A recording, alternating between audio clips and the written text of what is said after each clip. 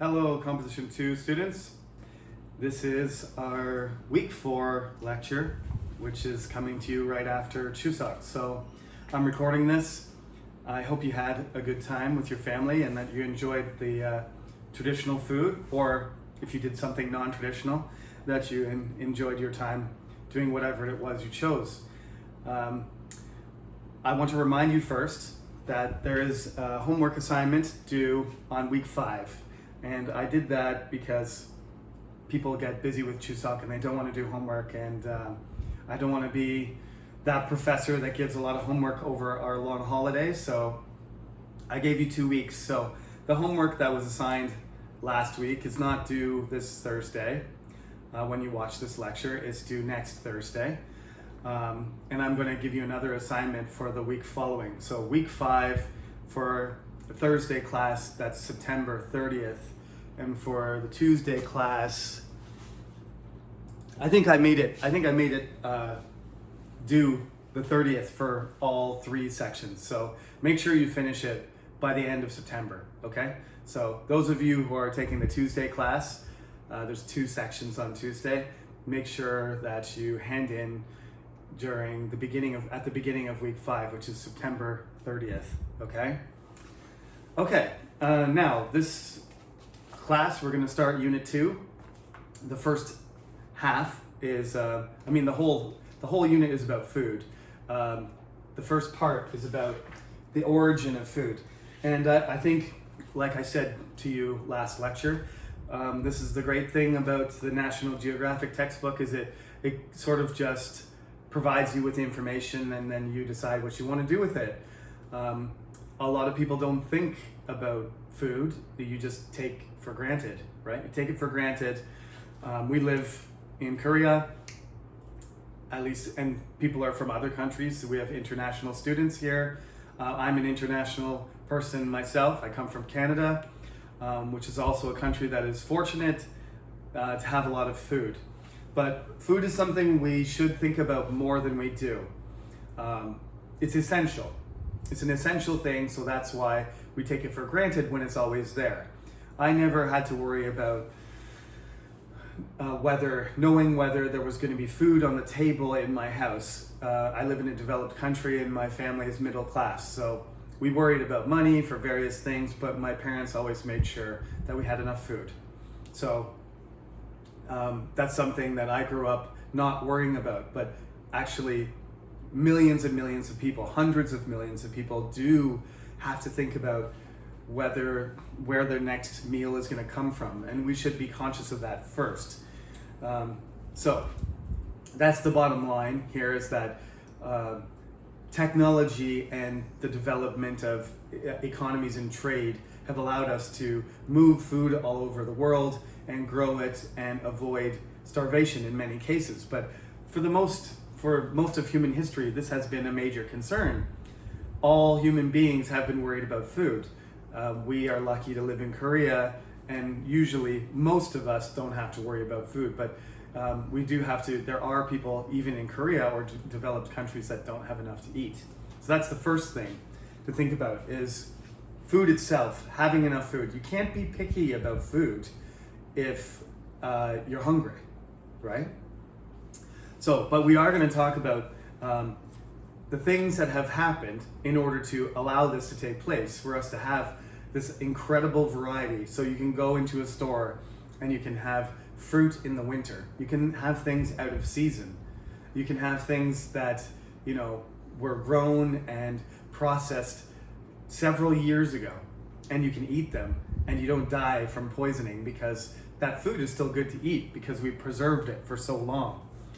The first passage of the 2 in this unit is primarily concerned about one food, one plant. It is the potato. So we're going to talk about potatoes today specifically, but we're going to branch out to other things as well. Now, I have a really cool book, but I neglected to bring it to my office. So this unit has 2 parts. So next lecture, I'm going to show you this cool book, and I'll do that at the beginning of the lecture. But it's basically talks about the history of each species of plant. And people think about potatoes, they think about one type of potato, right? You got that round, maybe it's from Idaho type potato. There is a Canadian potato called Yukon Gold, which is nicknamed gold because it's a yellowish potato and it's kind of shaped like a gold nugget. There are many different varieties of potatoes, but generally they look similar because that's the potato that we want. We want that round, soft, yellowish potato that grows pretty well in the soil across the dry prairie of Canada and the interior plains of the United States. That's the typical potato that you see. Potatoes are also grown in Russia, and they actually are very hardy roots. So you can grow them in all kinds of, they're kind of resistant to wet, weather, and they can grow in dry climates as well. That's one of the things that made them so attractive. A potato is what we call a staple food. It's a staple crop. It provides a lot of energy. It's high carbohydrates. It's starchy, just like rice or corn or wheat. These are the most common plants that are grown across the world, right? These are the foods that we need to have. We need to grow a lot of them. If all the rice disappeared in Asia, everybody would die. Likewise, if there was no wheat, if the entire wheat crop failed in Western Europe and in North America, then many people, millions of people would starve because they depend on that food. That's what a staple means. You think about a staple that you stick into a piece of paper. When you staple something, it holds it together. A staple food is something that holds society together. It provides us with enough sustenance for most of us to survive. So each country has its own staple food. Korea's is rice, as I just mentioned. Lots of Asians depend on rice. And like I said, North and Western countries in Europe and North America, they mostly depend on wheat. And corn is typically Mexico and the Southern American countries. There are other staple crops that are possible too, and the potato is one of them. If you have corn and rice and wheat and potatoes, then you have multiple staple crops. So if one staple food has some issue, then you can afford to buy something else, to keep you from being hungry. I would say, I'm going to say 10 years ago or so, there was a lot of prospecting and a lot of expectation that ethanol, a fuel that can be made from biomass, could use corn.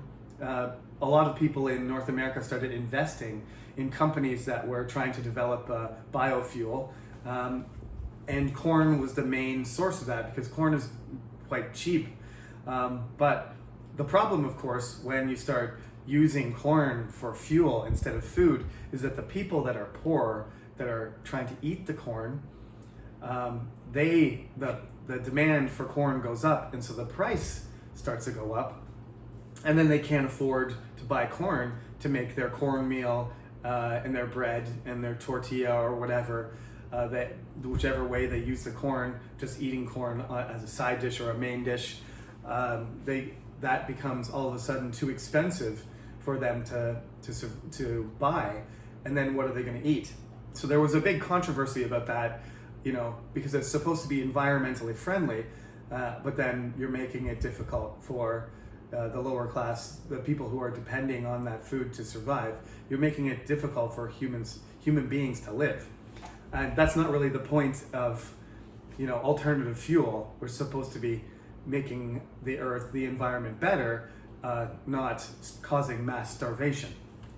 So there's a lot of things connected to our food. There's alternative uses for food as well. Potatoes are very famous for now we fry them. Generally the most attractive way to eat them is French fries, right? And recently in Korea, there was a shortage of French fries. I don't know if it was related to the coronavirus disrupting supply chains and stuff, but occasionally I like to, treat myself to a McDonald's meal. And for a while in Daejeon, when you went to buy your McDonald's set, combo, as we would say in America or Canada, when you go to buy your meal, they were offering you cheese sticks or chicken McNuggets because they were out of French fries. I'm 40 years old, and I've never been to a McDonald's that ran out of French fries. I've been to McDonald's 1,000 times. Never have they been out. They've been out of other things like chicken burgers or McChickens or Big Macs and stuff like that. But the French fries, there's always endless amounts of frozen French fries. They were gone for a couple of weeks. They just ran out. And that makes you wonder, sometimes when things run out like that, you're like, McDonald's ran out of potatoes? How is that possible? I thought there was an unlimited amount of potatoes. This is sort of related to what our topic is about today. You should be more conscious of how fragile your supply of food is. And not just expect there to be food all the time. This is going to be a problem. We have a coronavirus issue that's always in the news, but sort of behind the scenes, the bigger problem for all of us is the climate change, right? This year, food prices have been going up because the environment, there was fires all over North America, there was drought all over Canada and the United States. There's less food this year than normal, so over the next 6 months, you're gonna see food prices go up, and food is already expensive. So what happens when it starts to become too expensive for most people to afford? It causes a lot of social problems, and it can end up causing immigration and economic hardship, and of course, health problems. So, potatoes. An alternative use for potatoes is alcohol. You can make vodka from potatoes, and this has been something that governments have tried to control when there's a limited amount of something. Same thing with barley. It can be made into beer or whiskey. Grain can be made into things. Rice can be made into soju. You shouldn't be making soju when you don't have enough rice for poor people to eat. But throughout history, there has been, soju is more expensive, so you use you're a farmer and you grow your stuff and you produce some alcohol, and then you can make more money. Same thing in America, people used to, rather than transport the rye or barley or other grains, wheat, they would, distill it and make whiskey because one, it's more expensive, and two, you got a huge amount of rye, and then once you distill it into whiskey, it's a much smaller container and it's more expensive. So you're making more money and it's easier to transport. So, there's been, what can I say, tension, friction between people who are trying to make a living by producing a product using food, a source of food like rye or potatoes, and the people who, depend on it to eat. Like I said, corn, ethanol, the biofuel, the gas. My father used to call it corn gas when I was growing up. It never really became popular, and I think that's a good thing probably because, like I said, corn is a staple food for many people, especially in Mexico and South America. So, potato. Let's talk about the history of the potato. It has a very tragic history for a particular group of people. My family name is Sullivan, so some of my ancestors did come from Ireland, and they immigrated across the Atlantic Ocean to Montreal first, and then moved across to Toronto and other parts of Canada. So they didn't leave. They left after this, but this period is called the Hungry 40s. It happened during the 1840s, so it's now it's 180 years ago. So we're coming up. It'll be 200 years soon since this terrible event. Before I talk about the potato famine that occurred in Ireland, which is part of your article that you're supposed to read this week, let me just talk about potatoes in general, because this is how they start. And this is what I find so interesting about this subject, about talking about the origin of food, is that the potato, where did it come from? Right? We have potatoes all over the world, but most of these plants did not originate, especially in Korea. Like, Korea isn't a particularly fertile place, so a lot of the plants that grow in Korea, they came from China, or they came from India, or if they came more recently, they came from farther away than that, right? So almost all the food that is grown in Korea, none of it really originally came from the Korean peninsula. It just came from somewhere in Asia, somewhere that's naturally more fertile than Korea, like China, right? Southern China and Vietnam produce way more food than Korea ever has. If you've ever gone to another country, and I'm a farmer, I'm not saying this because Korea is a bad country. I'm just saying Korea is not fertile. You know what I mean? Fertile, if you want to say it in a kind of Southern America, American accent. But Korea is covered in mountains. It's very rocky. It doesn't have deep soil, and it has a rainy season, but it has a pretty long winter. Not compared to Canada or Russia, but long enough. So your growing season isn't that long, and you don't really have that much soil. Down in Busan and Jeolla, things grow better there than anywhere else. North Korea is not very fertile at all. But if you go to the Amazon or something, or Vietnam, they have 3 growing seasons. California has 2 growing seasons. It's always warm. If you supply it with enough water, you control the water source. Egypt is one of the oldest civilizations in the world. There's a good reason for that. It's because there's something called the gift of the Nile. And like several times a year, the Nile floods, and it creates ideal conditions naturally for things to grow.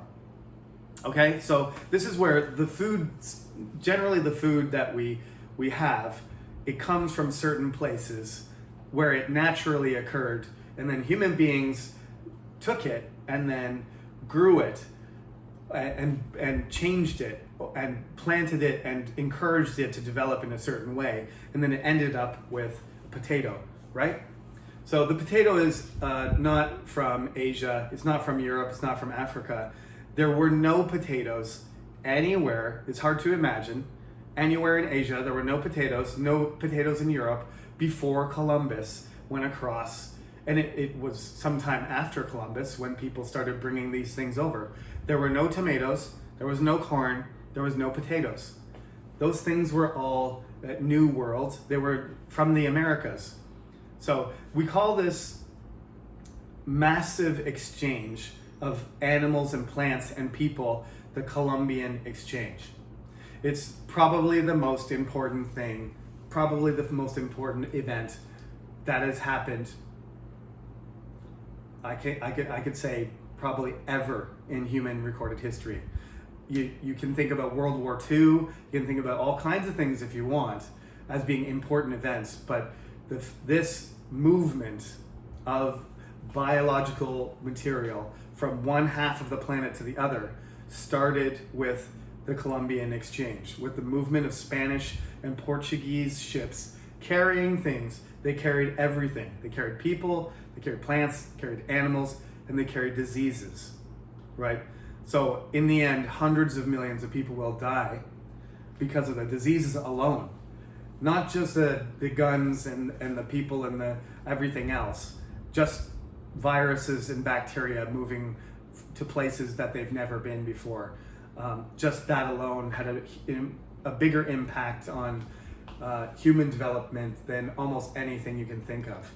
So one of the parts of the Colombian Exchange is the exchange of plants, bringing seeds back and forth and discovering new plants and finding purposes for them. Eventually they will discover, the rubber plant in Brazil, and they will be rubber becomes incredibly important for tires, right? For many, many products. Pretty much any machine in the modern development of human civilization requires rubber. And you can't have trucks, you can't have tanks, you can't have machines, you can't have guns without rubber. Rubber is needed for everything. So these, there's almost like some, spy stealing intelligence operations, people trying to smuggle rubber plants out of Brazil, trying to get control of the rubber market, because if you don't have rubber, you can't make any of these things. Eventually they start making synthetic rubber, but natural rubber, grown in Indonesia and India and China. It's grown all over the place now. All of those rubber plants had to originally come from South America. So potatoes too. You can have your, kamjatang. I know that doesn't mean potato. Kamja is potato in Korean, but anyway, you do have potato in Korean food. All of those dishes can't be any older than when the Portuguese started trading with East Asia, coming to Korea, China, and Japan. They could not have come earlier than that. Same thing with kimchi.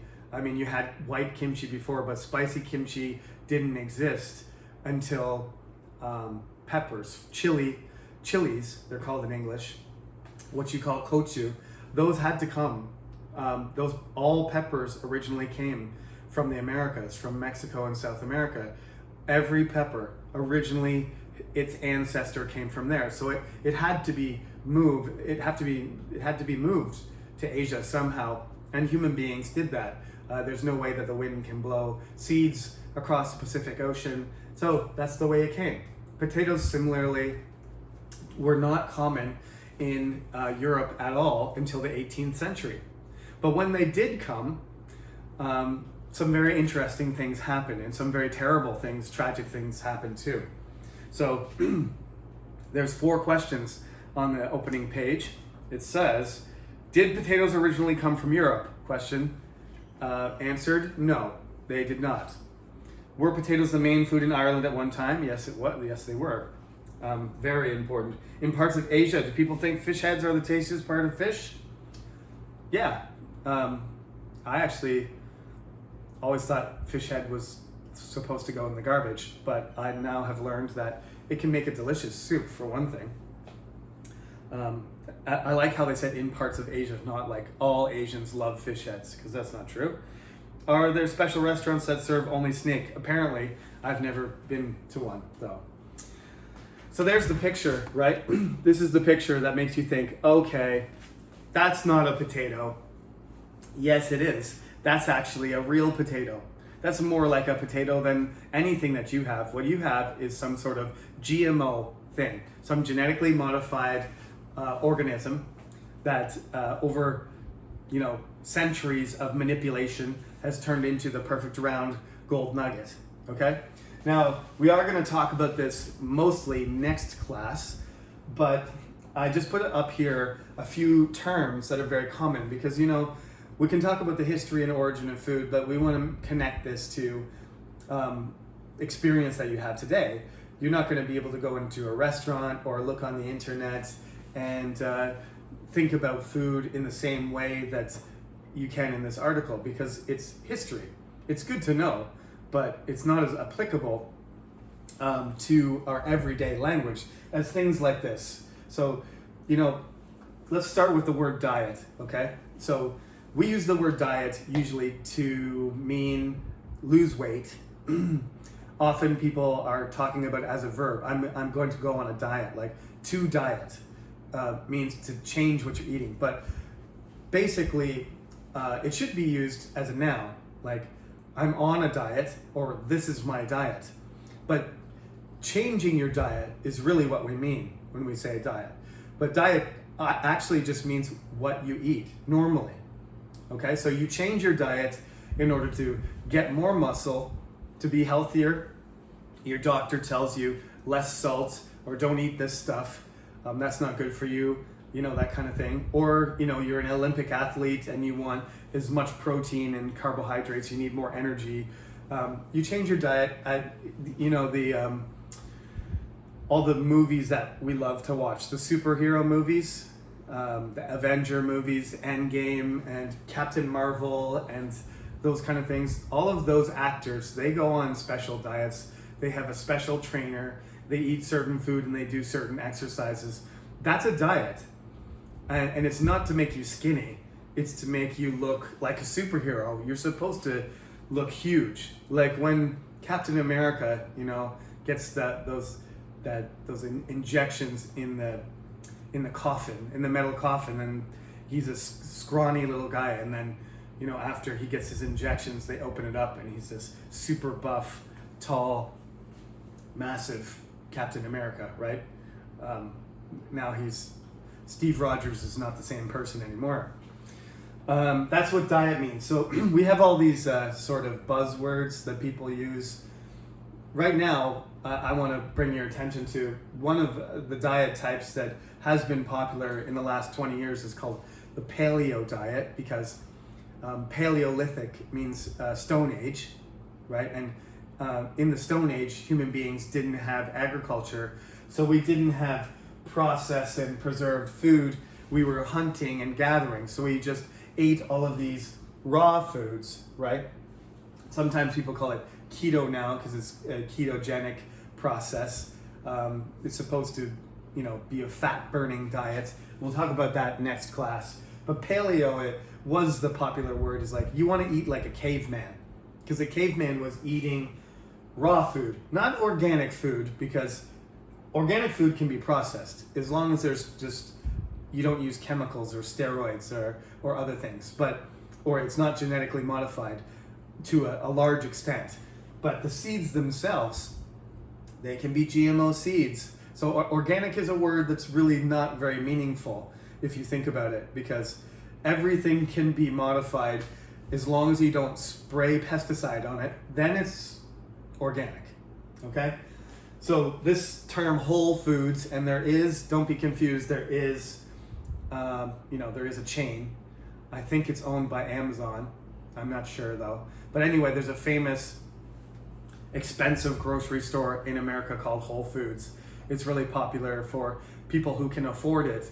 And they have all organic, raw, non-processed food. And it's supposed to be, almost a paleo diet a true paleo diet would be like you walk around in the mountain and you find wild berries and you eat them, and you eat nuts, that are growing in the forest, and you kill a rabbit and then you eat the rabbit meat. That would be a true paleo diet. But anyway, paleo diets are supposed to have no grain, nothing processed at all, no noodles or anything, no sugar, none of the stuff that our civilization and agriculture has given us. It just cuts all of that out of your diet. I've tried it before. I did it for, usually people do it for a month. It's like a 30-day kind of challenge thing. And you wouldn't believe. I lost like 5 kilograms in a month, which might even be too fast. But 2, after, a few days, and you just want sugar and salt and butter and bread and rice so badly, like you realize how addicted you are to all these products, all these additives. After a couple weeks, I was okay, but after like 4 or 5 days, I just wanted to pour some sugar and MSG into my mouth, because my body was kind of going through withdrawal. It's very obvious how many things we add to our food, how many things that our body is used to.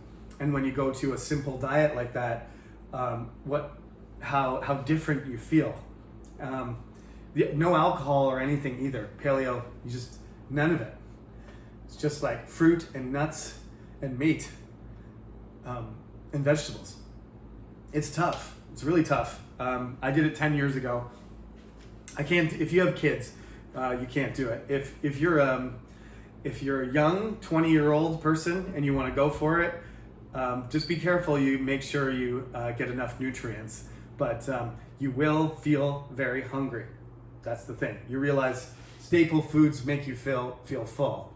Okay? So potatoes is one of those things. Those alien, larva or whatever they look like, the multicolored things there, these are truly, raw, original potatoes. These are what some people call heirloom. Now, they're rare because they don't get collected by huge seed companies, and they don't get distributed in packages all across the world. These are like only in the family, like these precious things, like an heirloom that's passed down from grandfather to granddaughter to son to daughter, all the way down, and you still have this thing that's been in your family for generations. That's what an heirloom seed means. These are heirloom potatoes. These potatoes are the species, the genetics of those potatoes are very, very old. You can also, create different special kinds, like heirloom seeds sometimes aren't the original seeds. They've been modified, but they've been modified in a different way. So they're not kind of generic, mass-produced seeds. They have a specific purpose. So you can get something like Japanese tomatoes that are very strange, and they're purple colored, and they're really, odd shapes and stuff like that. And those are heirloom seeds too. So it just kind of means that they're special, and they have a different type of genetics than the normal mass-produced seeds that you buy wherever, right? You buy them, they're produced by an enormous agricultural company that is owned by a private, distribution, a gigantic organization that is owned by a certain individual or group. Okay, so again, let's go back to the text for a minute. These people, they're wearing also, you can tell they're wearing traditional clothing. Those people are from Peru, they're Peruvian, and they've been growing potatoes in Peru for thousands of years. So they have a whole different, variety. They have diversity, is what I mean. They have all kinds of different kinds of potatoes, whereas in some countries there's only one or two. You can even look at this in terms of like apple types, right? It doesn't really matter what kind of fruit or vegetable you find in your grocery store. When you go to Home Plus or you go to E-Mart or whatever, there's just like, certain types of apples. There's green apples and red apples, right? There's not like, if you look up on the internet and you look up types of apples, you'll see 100 different shapes and sizes. But where are they? They're not in the grocery store. We don't usually see them because people are trying to maximize how much money they make. So they're trying to get the perfect apple. I bought some apples for Chuseok, very expensive apples. Those apples are like, almost man-one each. And they're big, gigantic, they're like the size of a bowling ball, and they're perfectly red and shiny. That's not a normal apple. That's not natural. Is that what human beings look like? Everybody's tall. Everybody looks like Captain America. Everybody's walking around with, tall, dark hair or blonde hair and huge muscles, and all the ladies are all perfectly shaped. That's not what human beings do. Human beings are very diverse. Everybody looks different. I have a big long nose and ears that stick out, and I have a hairy face. This is not. I'm not an ideal human. But that apple, look at that apple. Where are all the normal apples? That's a super apple. So that's what we do with our food. And you have to wonder, is that good? Is that good for us? Well, this is what happened with the potato. Getting one specific type of potato and producing it as much as possible, and using it as basically the only source of food had disastrous consequences, especially for the Irish in the middle of the 19th century. So let me read this to you. I've already explained a little bit. Can you imagine life without French fries? McDonald's. Potatoes are very popular today. They are the fourth most important crop in the world after wheat, rice, and corn, as I mentioned. But in the past, potatoes were not always popular. People in Europe started to eat them only 200 years ago, in the 19th century. In the 1500s, the Spanish went to South America to look for gold. There they found people eating potatoes. The people of Peru and South America had been eating them for 7,000 years. The Spanish brought the potato back to Europe with them, But people in Europe did not like the strange potatoes. Some people thought that if you ate potatoes, your skin would look like the skin of a potato, which is kind of ugly. Other people could not believe that you ate the underground part of the plant, so they ate the leaves instead. Actually, that's the poisonous part. So this made them sick because there's poison in the leaves. Other people grew potatoes for their flowers. At one time in France, potato flowers were one of the most expensive flowers. Crazy, eh? There are some beautiful flowers. I mean, zucchini flowers are beautiful and delicious. Try them sometime. Marie Antoinette, the wife of King Louis the 16th, wore potato flowers in her hair. The famous Marie Antoinette, who said, let them eat cake. I don't think she actually said that. That's kind of a myth. But anyway, it's a nice story to hear that she was so out of touch with the people that, well, if they don't have any bread, why don't they eat cake? That's not how it works, Marie. Most people don't get to eat cake every day. They're barely able to eat old bread. That's the problem. So anyway, the point of that quote was the fact that she had no idea what was really going on with the people of Paris.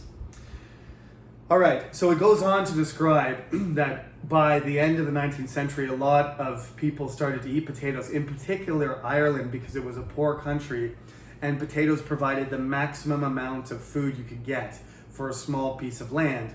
And Irish Catholic families were large. They had a lot of people. So the more nutrients, the more calories they could get for their land, the better. So everybody switched to potatoes. But then there was a disease, right? There was a fungus that infected them. And part of the problem was the plant looked fine, but underneath the potatoes were rotten. So everything looked fine until they started digging up the potatoes in the fall. And then they discovered that everything was rotten and there was nothing to eat. So there was no time to get other food. It was like, we're going to eat the potatoes. We have no potatoes. And they were immediately starving. And the British, Ireland was part of the British Empire, so they are blamed and rightly so. They are blamed for the underlying situation was that the British Empire was dominating and suppressing the Irish. So the Irish, situation in general, being a very poor country and being colonized by Great Britain, by the British Empire, that was not, the specific famine was not caused by the British, and they attempted to relieve the starvation of the Irish, but the condition of the Irish in general was already one of the main causes was the fact that they were a part of the British Empire and they were being neglected and abused for hundreds of years, right? So the general condition of the Irish made this disaster possible. They wouldn't have switched to all potatoes in the first place if they weren't so poor to begin with, right? So there's an argument there, that the British government did their best and it was an impossible situation. But of course, the Irish are going to say that impossible situation was created by the British Empire. So therefore, you are responsible, unless you manage to pull off a miracle and relieve everybody of starvation. It is your fault. It doesn't matter how well you did or how hard you tried. The situation to begin with is your fault, okay? And I'm part British and part Irish, so I understand both sides. But fundamentally, Great Britain was to blame for this whole situation. Millions of people died, perhaps 2 million, and many, many more left Ireland. Ireland now has about 5 million people, and there's probably 50 to 75 million Irish people, including myself. The diaspora is all over the world. Part of the reason is because of this event. Generally because the British Empire oppressed Ireland, but specifically this situation, the Hungry 40s, created a disaster which caused many Irish people to leave. And the British Empire facilitated that. They weren't able to help them, so they moved as many of them as they could to America and Canada and other countries too. So it is a very tragic story, the history of the potato in Europe. We always focus on Ireland as well because it was the worst, but in Belgium, in Germany, in England, and other European countries, two, they also, many people died because they were also dependent on potatoes. Okay? So this is the assignment that I'm going to give you. It's due in 2 weeks. I want you to research the origin of a food. And listen carefully. I don't want you to research spaghetti. I don't want you to research a recipe. I don't want you to research kimchi. I want you to research a raw or a whole food. So corn is okay, right? Chocolate is not okay because it's made from various things, right? It has ingredients. So I want you to come up with an ingredient. Sugar is okay because sugar is a plant. You have to choose a plant, okay? Butter, no good either, okay? That's made, it's part from milk, it comes from a cow. I want you to choose a plant. So in other words, it has to be a fruit and a vegetable, or a fruit or a vegetable that produces a seed. And I want you to research it, and I want you to tell me about it, explain where it comes from, how it's been used, how it's been changed, its effect on a certain group of people, like we've been doing today when we talk about the potato and the effect on the Irish, and how it's been used as French fries and all that kind of stuff. You choose what plant you're interested in and you talk about it, okay? That's my lecture for today. You don't have to worry about the other parts of this unit right now because I will go over this. Our lecture is getting close to the 45-minute mark. So I will go over a little bit of the stuff like the topic sentence and everything next week as we talk about exotic food, which is the second half of this unit. Okay, so please watch this lecture and make sure you do your homework. That's due next lecture, and that you think about what food, what plant you would like to write about, so that you can get ready for that. That will be due your class